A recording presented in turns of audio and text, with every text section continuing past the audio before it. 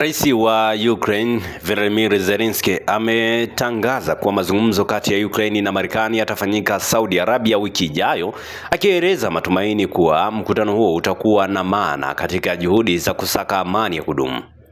Zelensky hatahudhuria mazungumzo hayo, lakini amesisitiza kuwa Kiev inafanya kila jitihada kufanikisha amani haraka na ya kudumu.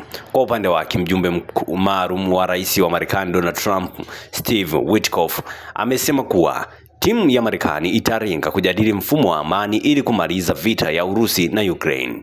Taarifa hii inakuja baada ya mvutano kati ya Trump na Zelensky wiki iliyopita katika ikulu ya White House, ambapo Trump alimshutumu Zelensky kwa kutokuwa tayari kumaliza mapigano. Hali hiyo inasababisha Marekani kusitisha msaada wa kijeshi kwa Ukraine na kusimamisha ushirikiano wa kijasusi.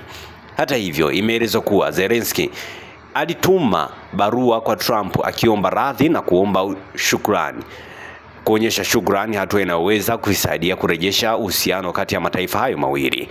Zelensky ametilia mkazo umuhimu wa jumuiya ya kimataifa kuweka shinikizo kwa Moscow ili kubadili kumaliza vita, akisisitiza kuwa Ukraine imekuwa ikitafuta amani tangu siku ya kwanza ya uvamizi wa Urusi mnamo Februari 2022. Kwa sasa Urusi ikishikilia takriban 20% ya eneo la Ukraine.